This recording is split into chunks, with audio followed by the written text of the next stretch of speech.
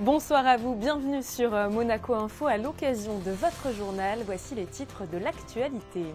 Hugo Mikalev poursuit son sans faute chez les professionnels. Face au gaucher polonais Michal Bulik, le super léger monégasque a glané sa 7e victoire chez les pros. Il sera avec nous dans quelques instants. Ces derniers jours furent décidément prolifiques pour les sportifs monégasques puisque nous reviendrons également sur la victoire du Monaco Rugby Sevens face à l'Italie lors du tournoi européen de Prague, mais aussi sur la qualification de Xiaoxi Niang pour les demi-finales des Jeux européens de tennis de table. Vous l'entendrez d'ailleurs à l'issue de sa performance. Et puis nous vous emmènerons à la 18e édition du Festival d'orgue de Monaco qui rend hommage jusqu'au 16 juillet au prince Régnier III. L'ouverture s'est tenue hier en la cathédrale de Monaco. L'implosion catastrophique du sous-marin Titan a marqué l'actualité de la semaine dernière. Alors que la fascination autour du Titanic grandit encore plus, ce drame remet en question le tourisme d'aventure qui a coûté la vie aux 5 personnes qui étaient à bord. Antoine Reich, historien spécialiste du Titanic, répondra à toutes nos questions à la fin de ce journal. Grand représentant du sport monégasque, le super léger Hugo Mikalev a remporté son 7e combat d'affilée chez les professionnels en battant au point et en 6 rounds le gaucher polonais Michal Bulik. Fraîchement rentré d'Allemagne, Hugo Mikalev nous fait le plaisir d'être avec nous sur Monaco Info. Bonsoir. Bonsoir, merci de me recevoir. Merci beaucoup à vous d'être avec nous puisque vous avez signé ce week-end donc votre 7e victoire chez les professionnels. Alors une question un petit peu toute bête, mais qu'est-ce que vous ressentez après ce nouveau succès ? Une grande fierté en fait, comme à l'accoutumée, chaque victoire fait extrêmement plaisir, toute l'équipe est contente de la performance.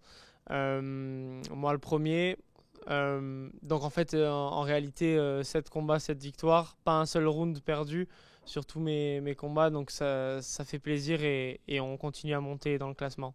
C'est vrai que sur ce combat, vous avez remporté, vous venez de le dire encore une fois, tous les rounds. Vous avez peut-être eu un petit peu plus de difficultés. Vous avez reçu notamment un crochet qui vous a un petit peu fait vaciller. Est-ce qu'on peut le dire, ça n'a pas été un duel facile ce week-end en Allemagne ? Ça n'a pas été un duel facile dû au fait qu'effectivement mon adversaire a réussi à me toucher au 5e round, durement. J'ai été déstabilisé par un crochet qui m'a sonné clairement. Après je suis préparé pour ça. C'est vrai que nous les boxeurs on est préparé au combat, à l'attaque, à la défense, mais aussi au cas où il y aurait un coup dur. Donc je suis prêt. J'ai fait à peu près 140 combats amateurs, des centaines de sparring dans ma vie. Maintenant, avant celui-là, 6 combats professionnels, donc j'étais prêt en fait à recevoir un coup. C'était déjà arrivé. Donc en fait je sais ce que c'est et tout s'est bien passé puisque j'ai réagi de la meilleure des manières. C'est vrai que votre adversaire en plus, Michal Bulik, est de 10 ans votre aîné. Il avait sur le papier, on peut le dire, un petit peu plus d'expérience. Comment vous vous êtes préparé finalement à ce combat pour l'emporter aussi brillamment ? C'est vrai que mon adversaire Michal Bulik était gaucher, donc c'est encore une manière différente de boxer un adversaire. Il faut être prêt, il y a une stratégie qui est complètement différente. C'est un peu comme boxer, je dirais, un miroir, enfin, son ombre dans un miroir, son reflet dans un miroir. C'est un petit peu compliqué, mais on a souvent l'habitude de dire qu'en tant que droitier, qu'on n'aime pas boxer les gauchers. Moi, ça m'a jamais vraiment posé de problème, même si c'est différent, c'est sûr. Mais moi, je suis gaucher de base. Je suis gaucher, j'écris en gaucher, je fais tout en gaucher. J'ai juste appris à boxer en droitier. Donc au final, je ne sais pas si c'est par rapport à ça. Mais finalement, je ne suis pas tant déstabilisé face au gaucher. Et j'ai pu le montrer avant-hier soir. Avec ces 7 victoires en professionnel et ces résultats probants, vous et votre clan, vous avez pris finalement une décision forte à l'issue de ce combat. Vous allez participer au tournoi de qualification olympique en mars prochain. Voilà, c'est l'objectif maintenant. Tout à fait, on va participer à ce tournoi de qualification olympique, on se prépare déjà, j'alterne entre les entraînements de boxe professionnelle et de boxe olympique afin d'arriver le plus près possible pour cet événement. C'est l'occasion de prendre une belle revanche pour vous puisqu'en juin 2021, vous aviez été éliminé par le Britannique Pat Marcomark qui avait justement obtenu la médaille d'argent au JO de Tokyo, donc qui avait fait une belle prestation. Mais comment vous appréhendez cet événement qui arrive très rapidement ? Je pense que j'étais, je dirais pas jeune, mais j'avais peu d'expérience pour l'époque, en rapport avec maintenant où j'ai énormément d'expérience et je pense être fin prêt pour disputer un tournoi qualificatif.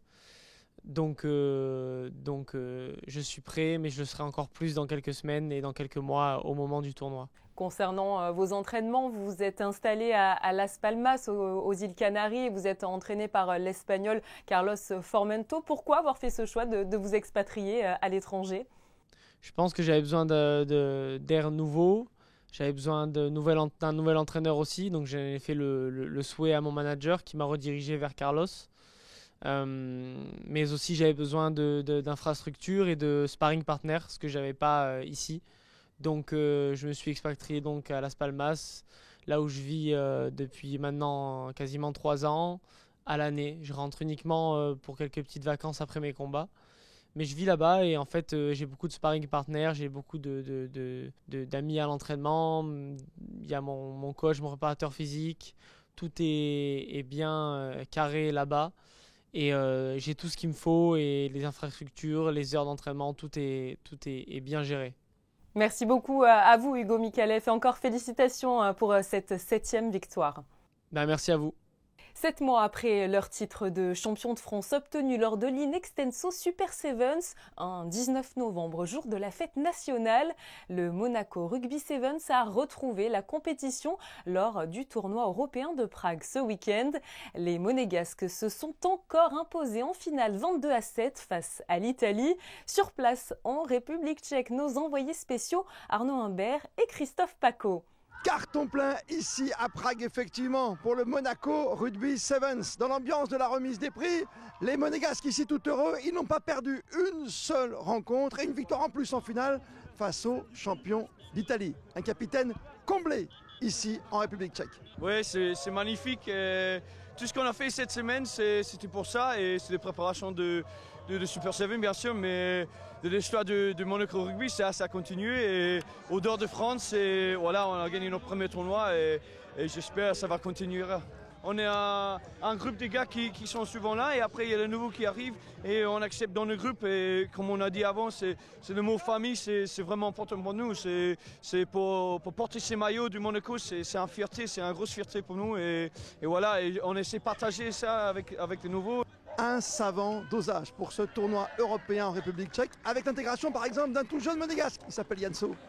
Oui, c'est vrai que ça fait du bien, voilà, ça fait quelques temps que j'ai comme objectif de rentrer dans l'équipe. Là je suis arrivé en tant que 13e, donc en tant que joker on va dire, s'il y avait un blessé.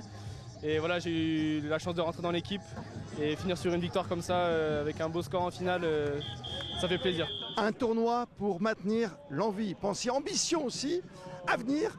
Écoutez le manager, le team manager de l'équipe, l'entraîneur adjoint, Fabien Camin. Bien sûr, ça fait longtemps qu'on n'avait pas joué, participé à un tournoi.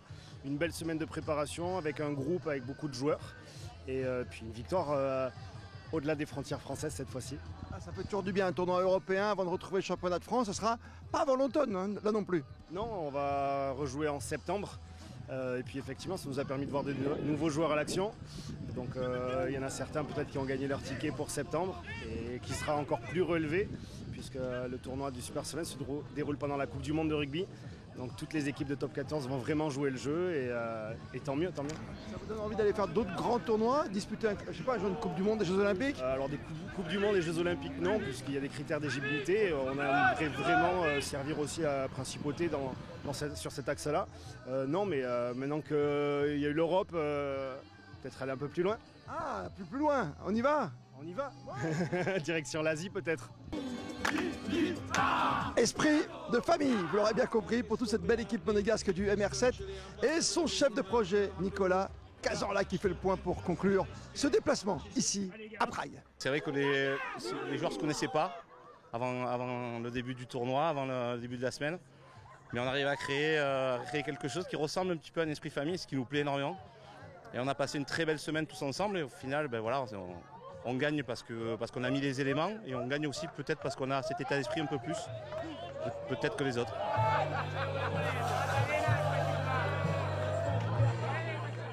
Et concernant justement l'actualité rugbystique, je vous informe que le 15 de France sera à Monaco début juillet pour son tout premier stage de préparation à la Coupe du Monde qui se tiendra en France en septembre prochain.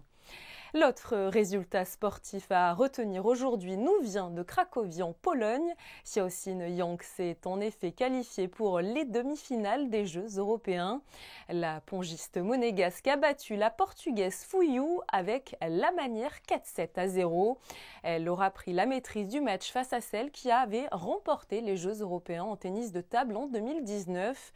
La monégasque a d'ailleurs pu compter sur les encouragements de la secrétaire générale du comité olympique monégasque, Yvette Lambin-Berty, présente dans les tribunes. On écoute la réaction de Xiaoxin Yang suite à sa victoire et elle est au micro d'Émilie Rousseau.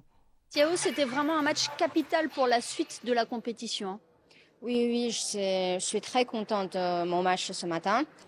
J'ai bien joué, j'ai vraiment très bien réfléchi pendant les moments importants. Je pense que le premier set, c'est le plus important de match, donc je l'ai fait vraiment mal dans la tête.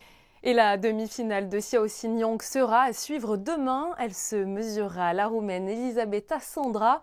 Nous vous tiendrons bien évidemment informés du résultat. Les Jeux mondiaux d'été spécial olympiques se sont clôturés hier à Berlin. La délégation monégasque aura brillé pendant cette compétition multisport destinée aux athlètes déficients intellectuels. Le bilan est de 9 médailles d'or, 5 d'argent et 5 de bronze. Engagés dans 8 disciplines, les sportifs monégasques auront porté haut les couleurs de la principauté avec fierté et ambition. Bravo à eux! La 18e édition du Festival international d'orgue de Monaco se tient en la cathédrale de Monaco jusqu'au 16 juillet. Organisé par la direction des affaires culturelles, un concert en hommage au prince Régnier III s'est tenu hier pour l'ouverture de ce bel événement, toujours dans le cadre des commémorations du centenaire de sa naissance. Reportage de José Sacré, Clélia Renaud et Thomas Deus. Son Altesse Sérénissime le Prince Souverain et Son Altesse Royale la Princesse de Hanovre, avec à leur côté M. Célario, ministre de l'Intérieur, Monseigneur David, archevêque de Monaco, et Mme Lambin-Berty, secrétaire d'État, ont assisté dimanche 25 juin à la cathédrale de Monaco au concert d'ouverture du 18e Festival international d'orgue de Monaco, présenté par Mme Françoise Gamerdinger, directeur des affaires culturelles. Un premier concert absolument exceptionnel, puisque nous avons le bonheur d'accueillir la maîtrise de Notre-Dame de Paris. C'est une grande première. Ils ne sont jamais venus en principauté. C'est une des plus grandes maîtrises au monde, vraiment. Je suis très heureux qu'on ait pu obtenir leur venue. Et puis c'est aussi très important, puisque c'est dans le cadre des commémorations du 100e anniversaire du prince Régnier, l'occasion de présenter au public la musique qui a été commandée et jouée à l'occasion de plusieurs événements de la vie du prince. Ont été données des œuvres rares conservées aux archives du palais.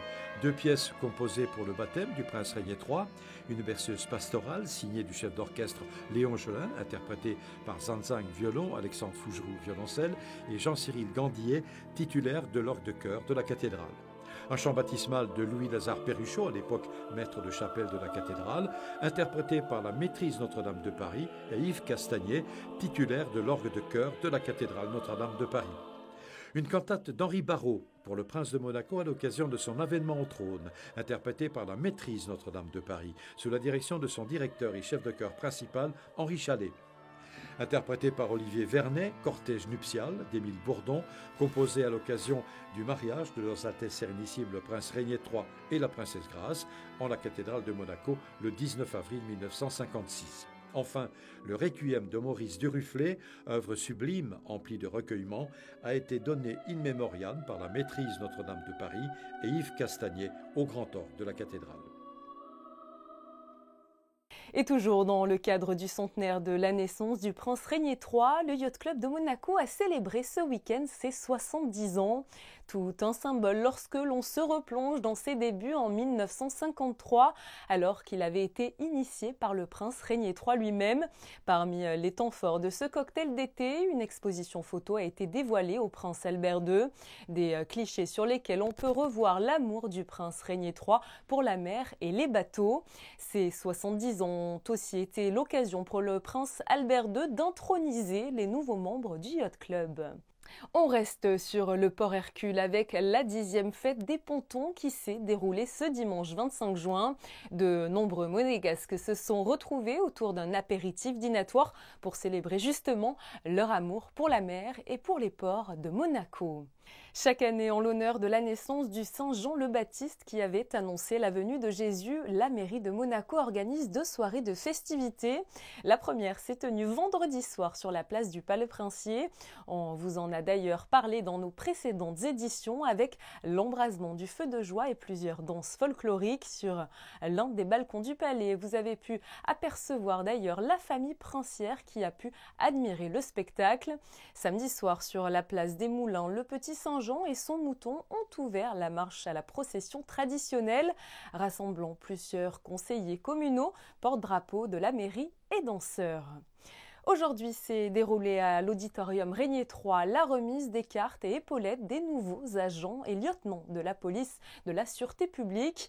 De nombreuses personnalités monégasques étaient présentes, dont le ministre d'État Pierre Dartout, pour féliciter ses élèves. Lors de cette cérémonie, un hommage a été rendu au commandant principal Christophe David, tragiquement, je vous le rappelle, décédé en septembre 2021 dans un accident de la route.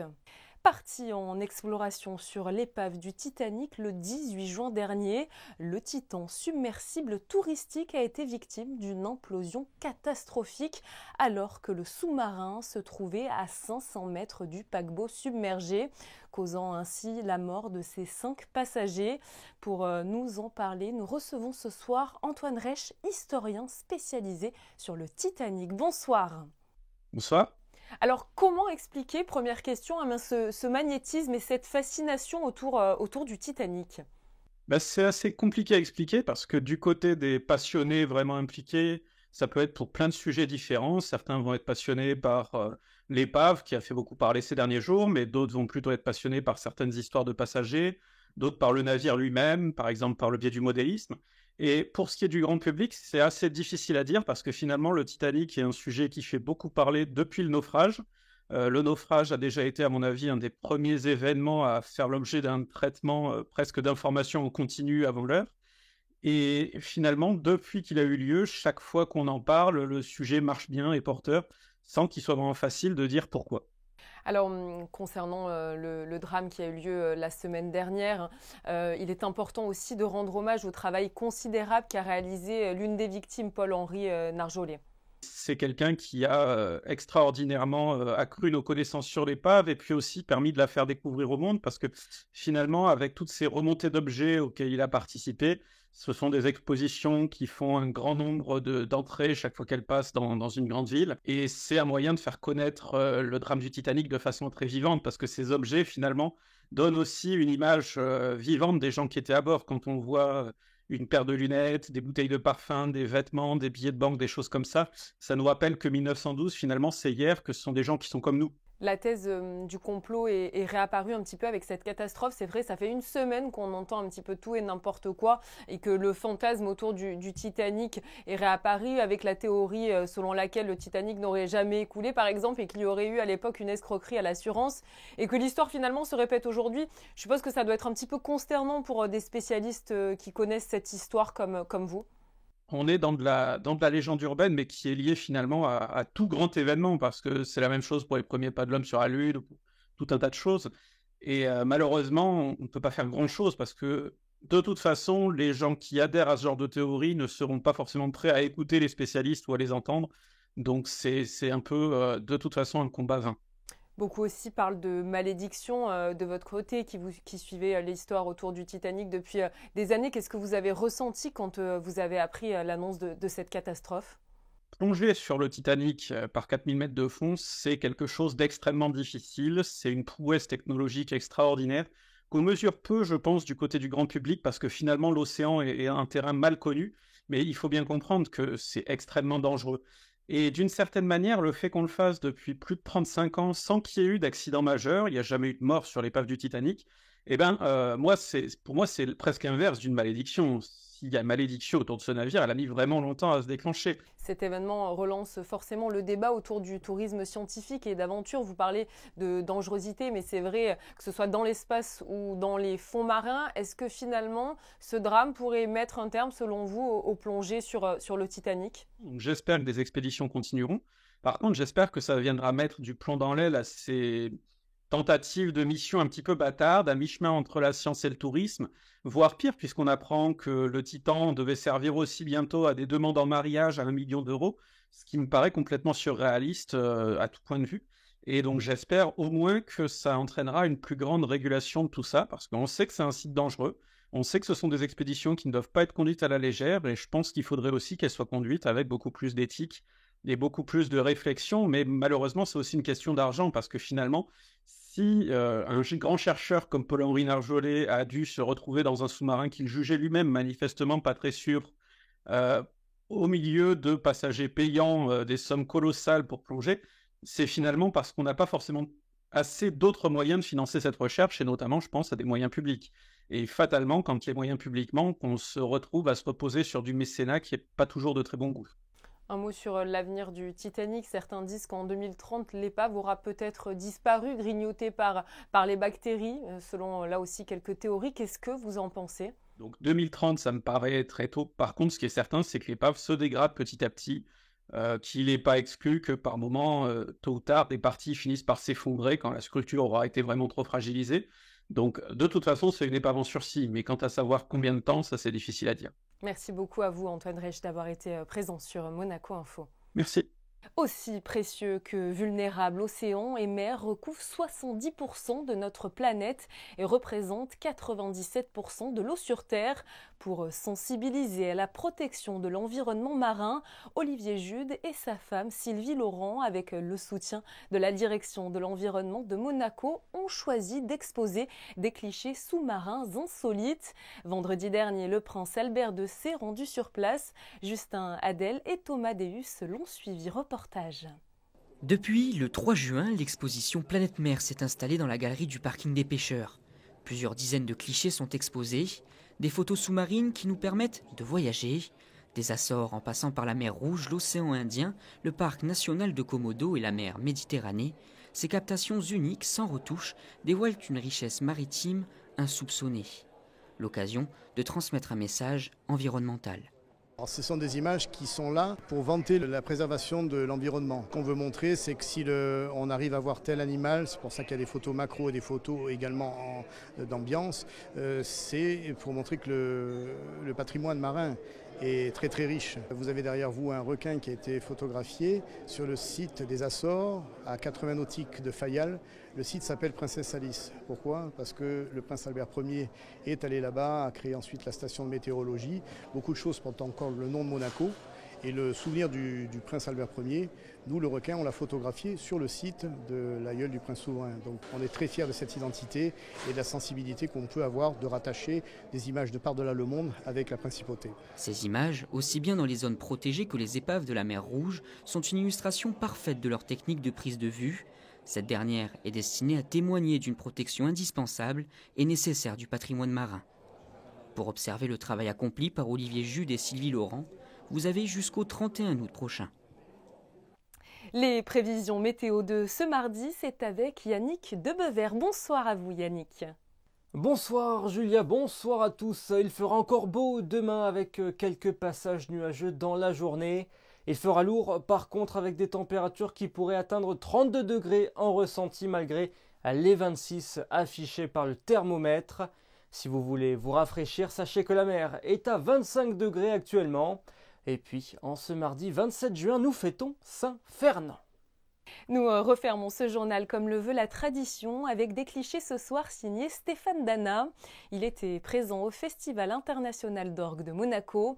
Il vous propose une vue d'ensemble de ce moment hors du temps qui rendait hommage à quelques grands moments de la vie du prince Régnier III.